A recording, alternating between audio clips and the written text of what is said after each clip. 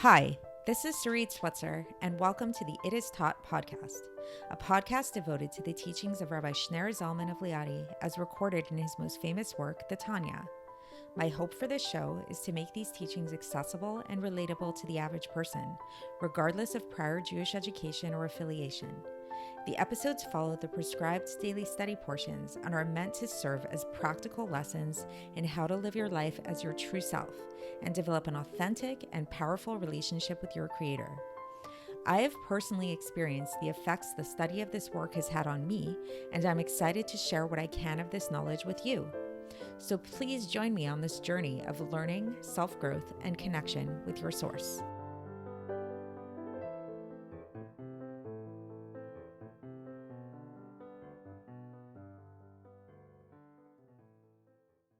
Hi, and welcome to the It Is Taught podcast. This is episode 417 for the 20th of Teves in a regular year.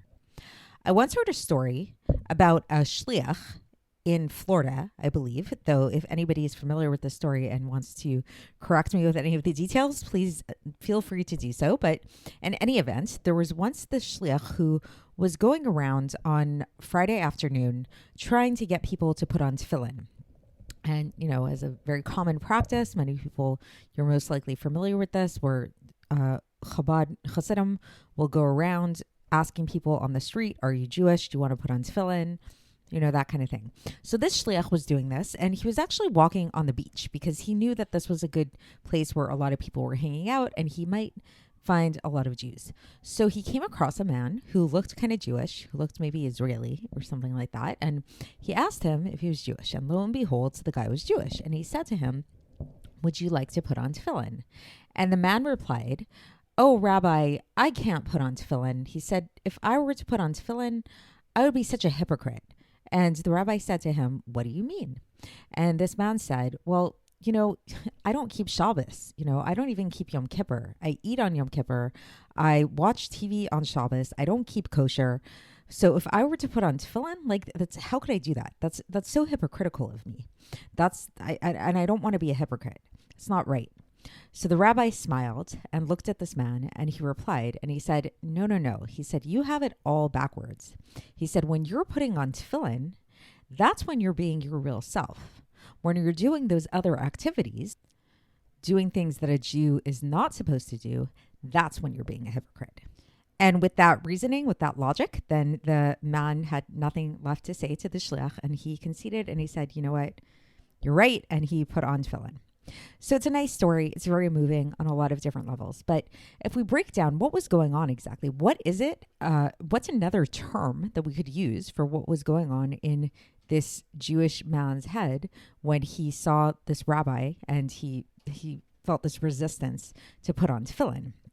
Well, there's a term for this that is very popular, which most of us are familiar with, which is impostor syndrome.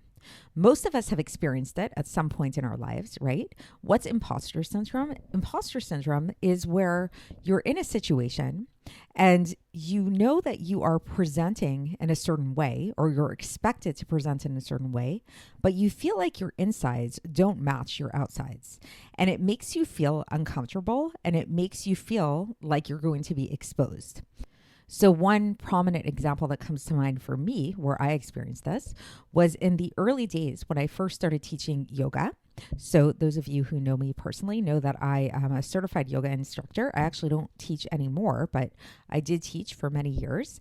And way back in the beginning, when I first started teaching yoga, so I was sort of just getting, my feet wet in the teaching yoga world. And in the beginning, it was sort of like very comfortable in the sense that most of my clients, or pretty much all of my clients, were people in Crown Heights, were people I knew, people in the community, and who really didn't have a lot of experience with yoga out there in the real world and everything. So it felt very safe. It felt very non-intimidating.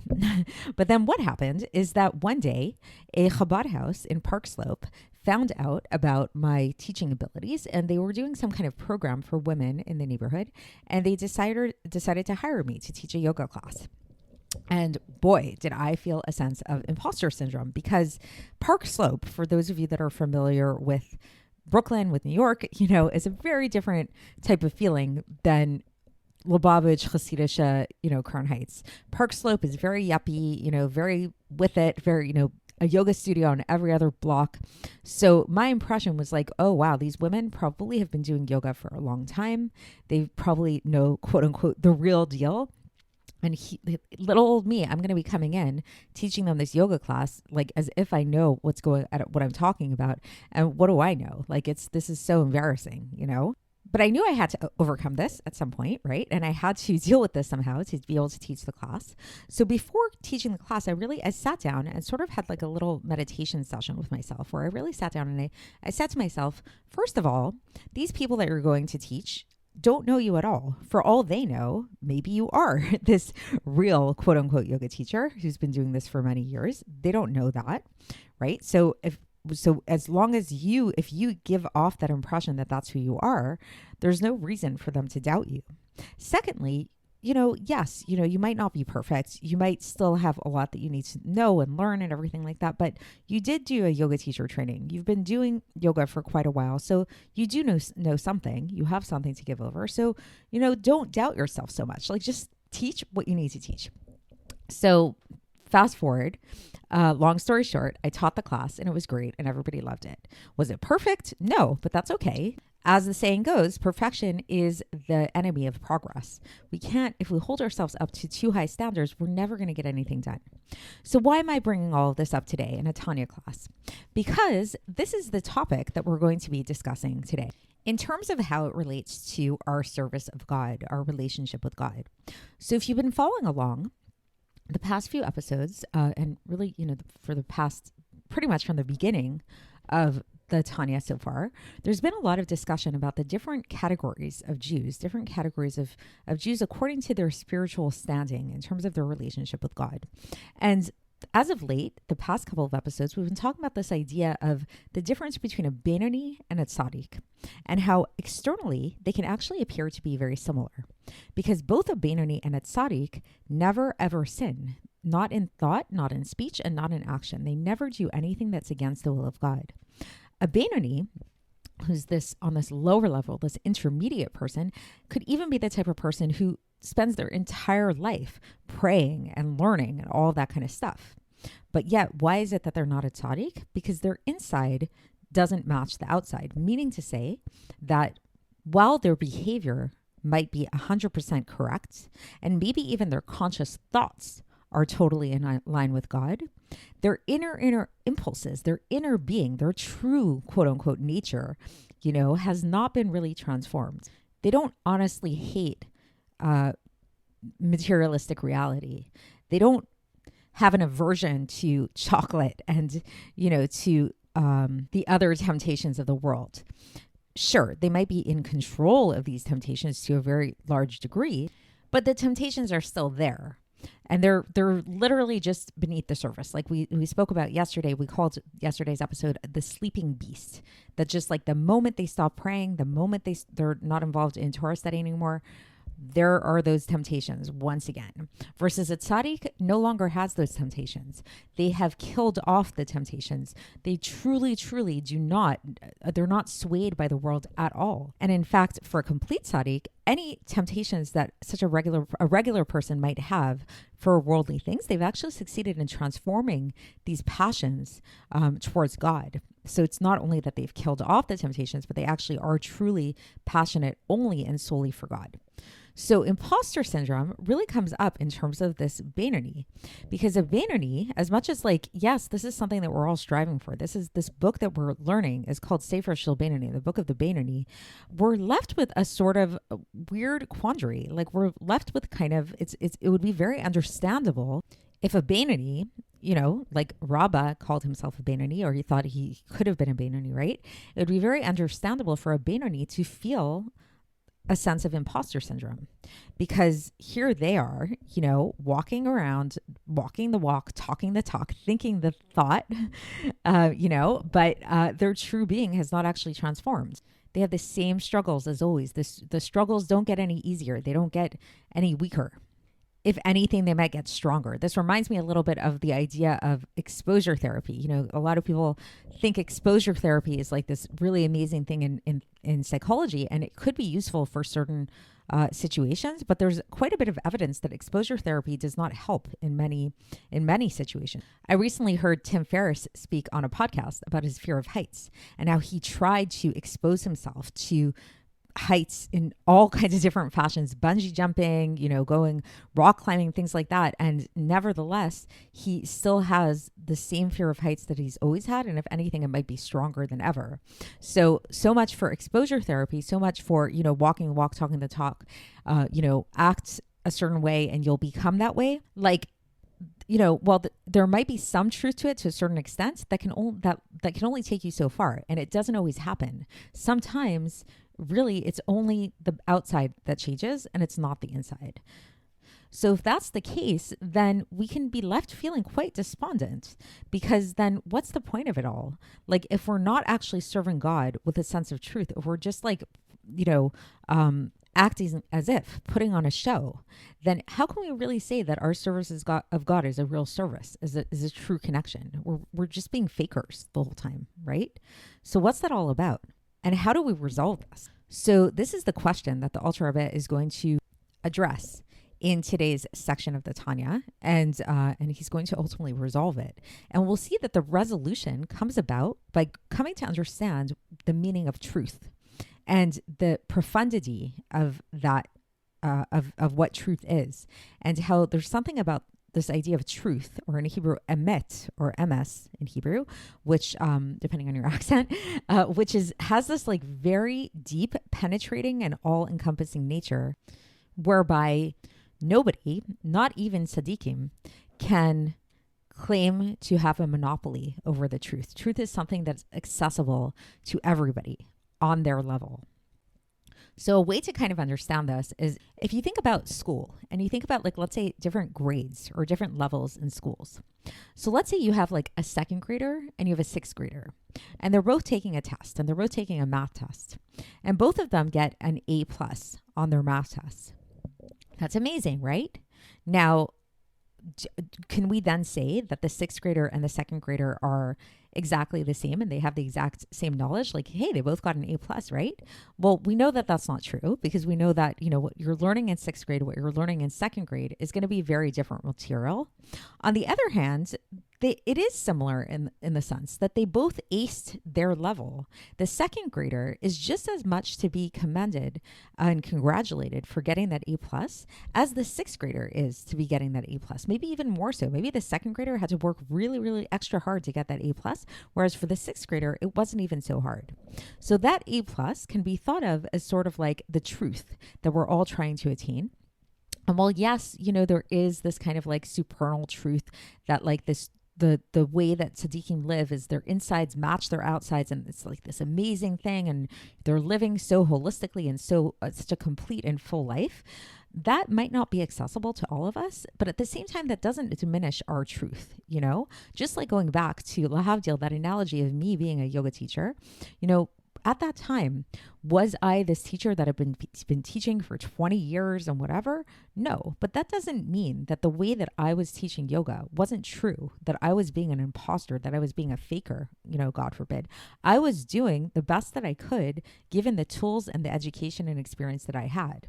So that's going to be the basic message of today's Tanya, is that, you know, you're not an imposter. When you're trying to do your best, when you're behaving in the right way, even if the insides don't match the outsides 100%, there's a truth there. And especially when it comes to those moments when you pray or when you are involved in Torah study, which, as we've described, are moments when the Beinoni can actually attain this internal level of love of God in a true passionate way, like they're sort of tapping into that level of a tzaddik. Those moments have an eternal quality to them. It's a moment of actual truth in a true and literal and objective sense. So with that being said, let's go and examine the text and see how the Alter Rebbe explains all of this. So for context, we're in the middle of chapter 13 of Likkutei Amarim.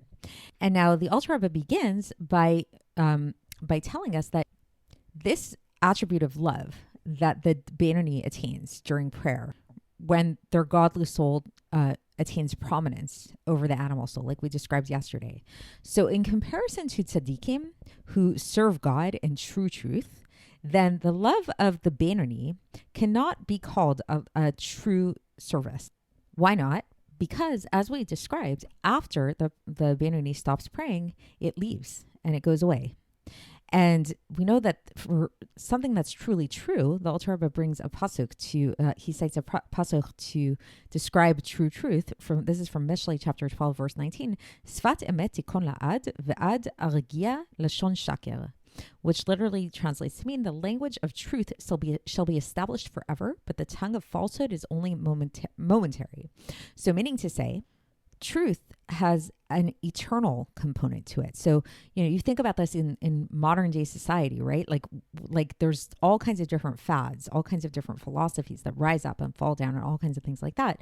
But when something's true, then it's true across the board. We see like there's certain core wisdoms that certain books, certain philosophies that just like stand the test of time. And that's how we know that that's a classic. That's a true truth. Something that's true is not time bound. It's not going to be just a fad versus something that's a falsehood is a fad. It's something that just kind of is there and might be like really inspiring for the moment, but then it goes away, right? So what the Alter Rebbe is basically saying is what this implies is that when we talk about the service of the Beinoni, it seems like it's not actually true. And in fact, in comparison to the service of the Tzaddikim, it's not, because the service of a Tzaddik has a permanence to it that the service of a Beinoni doesn't.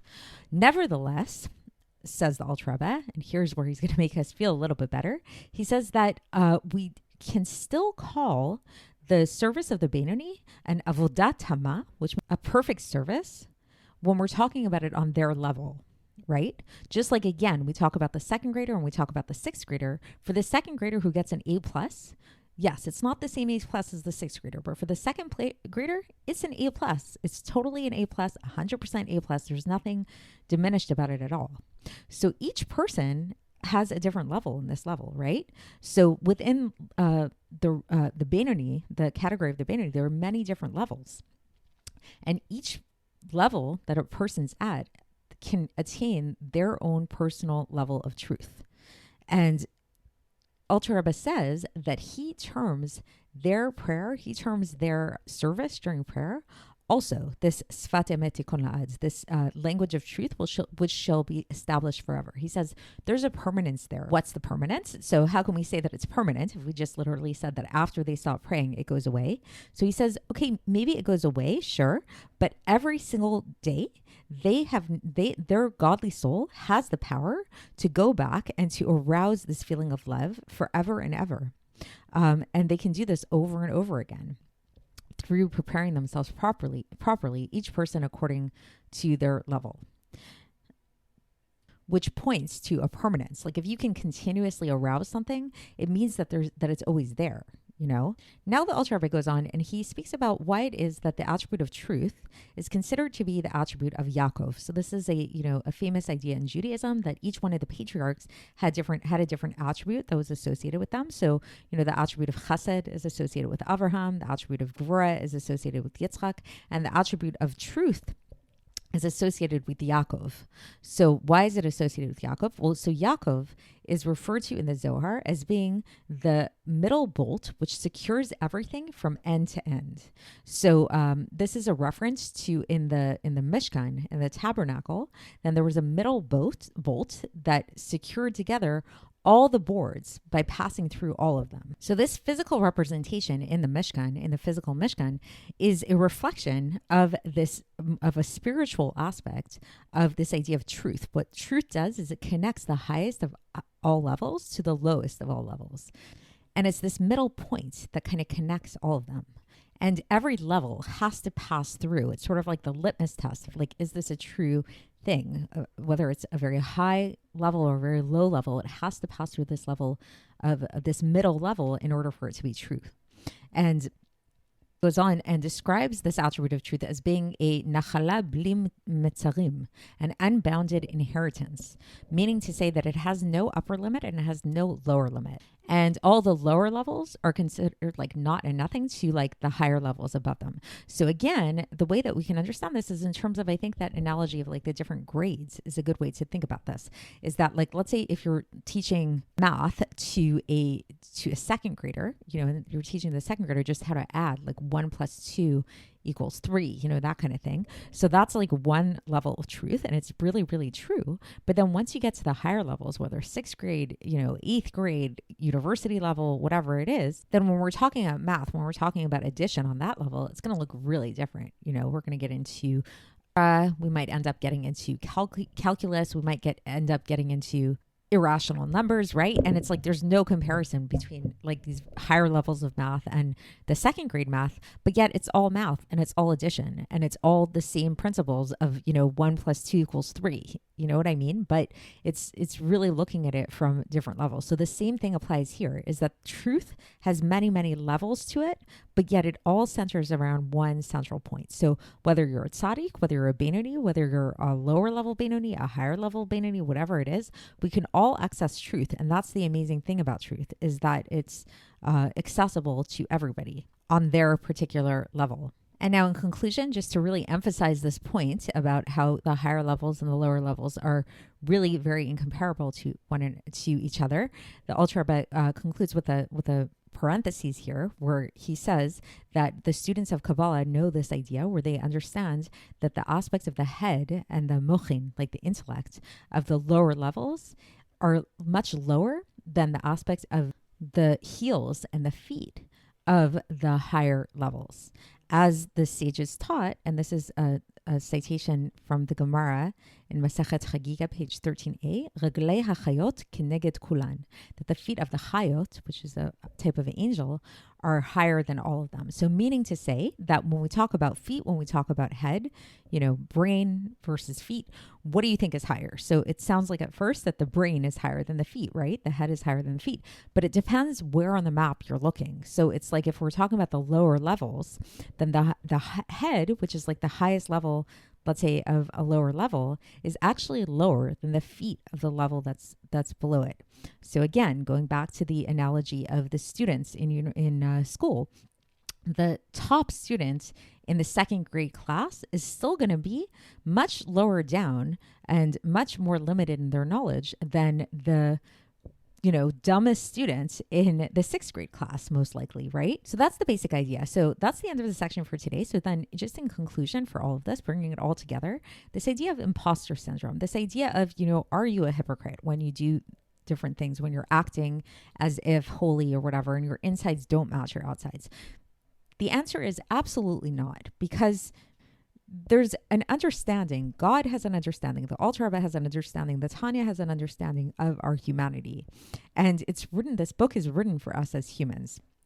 It's written for the Beinoni. There's not even an expectation of us becoming a tzaddik, of us transforming our insides totally and completely. And that doesn't matter. What we really need to focus on is focusing on refining our garments, our thought, speech, and our action. And yes, during prayer, to try to arouse these feelings of love of God at auspicious times, praying, learning, that kind of thing, and not be so concerned with the fact of will these feelings stay within us permanently or not? Because first of all, when we're experiencing these feelings, they're real feelings. They're not fake. They're not made up. And secondly, the fact that we can continuously arouse these feelings, especially with practice, shows that there is something permanent about them. So sure, are we tzaddikim? No. And it's good to not have that delusion and to recognize where we're at and to recognize how far we are. We don't want to be if I went in to teach that yoga class with this sense of grandiosity that I'm the best yoga teacher in the entire world, so that would be kind of delusional, right? It's good to kind of be aware of where you're at. Sometimes you can even say, if you're about to give a presentation, you can say I'm kind of nervous. I haven't done this a lot. There's nothing wrong with that. Sometimes that actually puts the people at ease. But at the same time, it doesn't diminish from your worth. It doesn't diminish from the value of the truth that you bring to the table. And we all have truth on our levels. So that's it for today. And we will continue tomorrow when we begin a new chapter chapter in Likkutei Amarim, chapter 14, and I will speak to you then. Thanks for listening to the It Is Taught podcast, hosted by Sarit Switzer. This podcast is dedicated in loving memory of my maternal grandfather, Avraham Yitzchak ben Binyamin HaKohen of blessed memory. Music by Shoshana. If you enjoyed this episode and would like to support the show, please share it with others and subscribe on YouTube, Apple iTunes, Spotify, or wherever you listen to podcasts, and make sure to leave us a 5-star review. To find out more about the It Is Taught project, including more information on my soon-to-be published book, please visit our website, itistaught.com. To catch the latest from me, follow me on Facebook, Instagram, and Twitter. Looking forward to speaking with you tomorrow, and until then, have a great day.